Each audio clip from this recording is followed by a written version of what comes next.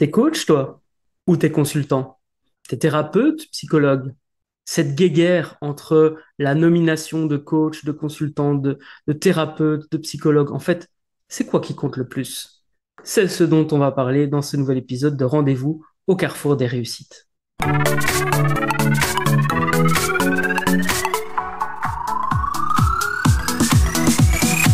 Bonjour, c'est David Valsi-Machinant, fondateur de l'académie businessbonheur.com, et dans ce nouvel épisode, on va parler d'une thématique qui me tient fortement à cœur. C'est quoi le plus important entre le titre que tu te donnes et la valeur que tu vas apporter à tes clients? En effet, d'expérience, je peux te dire que pendant tout un temps, j'ai utilisé le nom de coach, la nomination de coach, et je m'en suis mordu les doigts pendant tout un temps parce que j'attirais les mauvaises personnes. Et je vais t'expliquer un peu ce qui s'est passé. En fait, la majorité des gens que je rencontrais, quand je disais que j'étais coach, on me demandait, ah ben, t'as fait quelle certification de coaching? Et ça a joué pas mal sur mon syndrome de l'imposteur. Et c'est pour ça que j'ai envie de faire cet épisode aujourd'hui parce que, en fait, que tu sois coach, consultant, thérapeute, psychologue, peu importe le titre que tu te donnes aujourd'hui, ce qui compte, c'est pas ce titre. Ce qui compte, c'est la valeur que tu apportes à tes clients.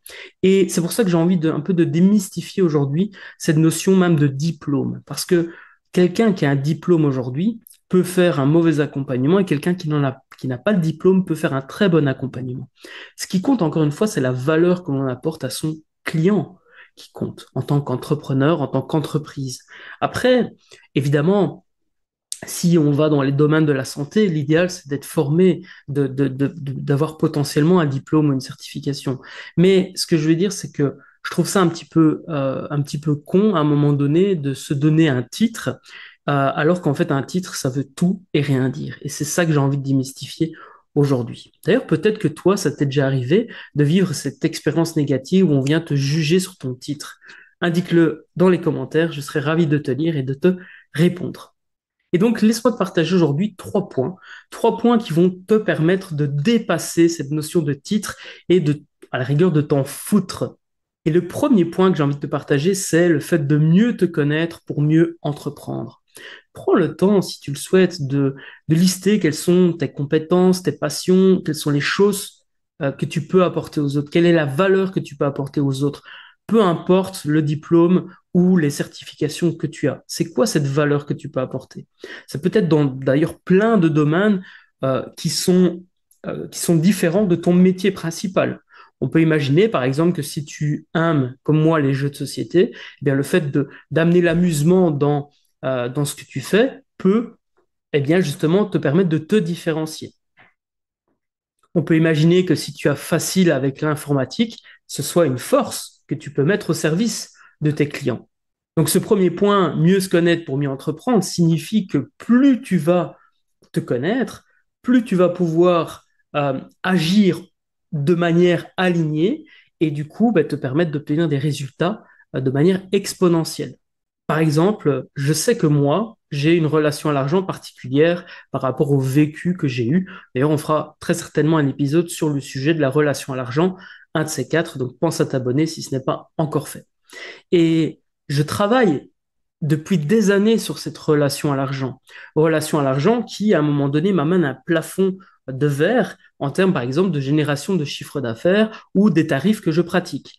Et le fait de travailler sur moi, grâce à des thérapeutes, par exemple, eh bien, me permet de mieux me connaître pour mieux entreprendre. Et donc, je sais, par exemple, aujourd'hui, en tout cas, avec le recul, j'ai pris conscience que certains contrats que j'avais manqués, c'était pas une question de compétence, c'était une question d'auto-sabotage parce que, à un moment donné, potentiellement, j'allais pouvoir générer plusieurs dizaines de milliers d'euros, chose qui, à l'époque, était inconcevable pour moi.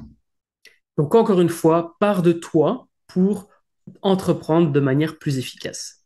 Deuxième point extrêmement important pour éliminer cette notion de titre, que ce soit coach, consultant, formateur, thérapeute, certifié ou pas, diplômé ou pas, eh bien, c'est d'avoir une définition claire de ta proposition de valeur, de la valeur que tu apportes à tes clients avec tes produits ou tes services. Le fait de prendre vraiment le temps de travailler la proposition de valeur, c'est-à-dire comment est-ce que tu vas à un moment donné, partager et faire comprendre aux autres ce que tu fais, eh bien, c'est ça qui va faire la différence.